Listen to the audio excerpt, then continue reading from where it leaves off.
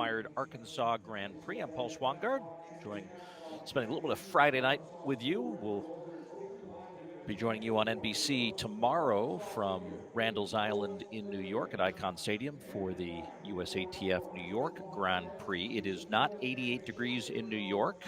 Overcast skies, a little rain in the forecast later on this evening. In Arkansas, it has finally dipped under 90 degrees, light winds, and relative humidity is a little higher than when it was about 45% when we started. We are set for 4 consecutive finals, first in the hurdles, then followed by the straightaway 100-meter sprints. And the storyline here in this final of the men's 110-meter hurdles will be in lane number 5. That's Cordell Tinch of Pittsburgh State, Division II champion this year.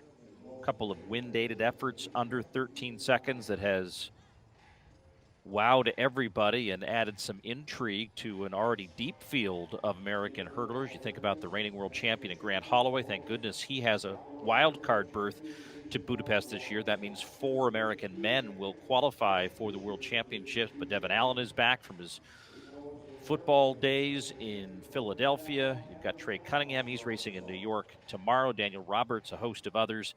But Tinch now, after running a new lifetime best, 13:09, now equal number 4 on the world list.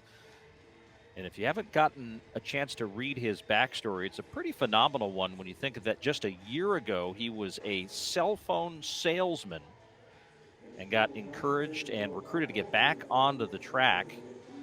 And now, all of a sudden, has just lit a fire in the hurdles. And again, 13:09 in the prelims. Winds have been a little tricky here. We've had a few of the preliminary heats in which the winds were over the allowable, as high as 3.8 meters per second. And Tinch having a brief conversation with the referee saying, if you could just kind of work on the timing of this gun so we get the benefit of a light wind, that would be great. So Tinch will run in 5. Tate Jora, who was 4th at the NCAA championships, is in lane number 6. And we also have the reigning NCAA champion in this race, Philip Lemonius, running on his home track, University of Arkansas standout.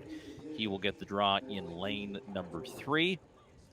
9 lanes, so 9 men scheduled to run, though looks like Ty Brown was limping in the background there. Looks like lane 7 is vacant, so no Brown here at the line.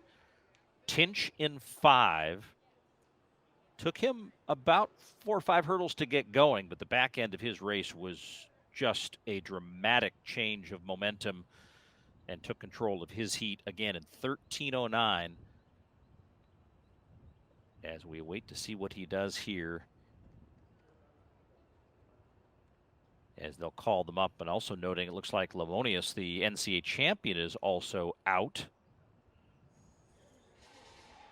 So I've lost a couple of people here at the start line, which is not uncommon. Again, they ran a preliminary round here about an hour ago. And now you see Ty Brown is always taught not to speculate in our roles of what might have occurred there, but the heat and humidity can obviously have some bearing on these folks. But Ty, from Arkansas, hopefully knew what to do to get himself back into racing shape. So again, Lemonius is no longer there in 3, so the NCAA champion is out. Rollins in 4, 3rd at the USA Indoors, so he should have a good start to this race. Tinch in 5. Ojora, who is also the Pac-12 champion from USC this year, in lane number 6. Men's 110-meter hurdles from the track-wired Arkansas Grand Prix. And a good start by Rollins right next to Tinch. Maybe Tinch will use that, and indeed he does as he comes over the next hurdle with all kinds of energy. He's getting to the line well ahead of everyone else. Now a look at the clock. Can he get under 13? And he does. Now we just wait to see whether that is wind legal. And we're all watching here Maybe we'll try to listen in again as 1296.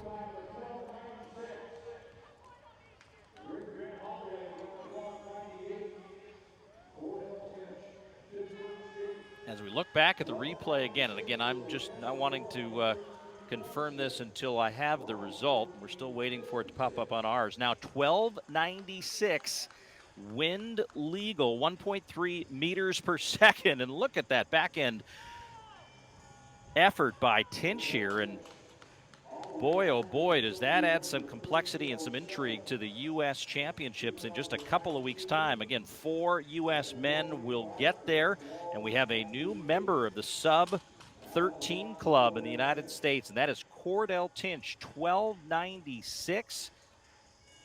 That is the new fastest time in the world this year, with apologies to two-time world champion Grant Holloway.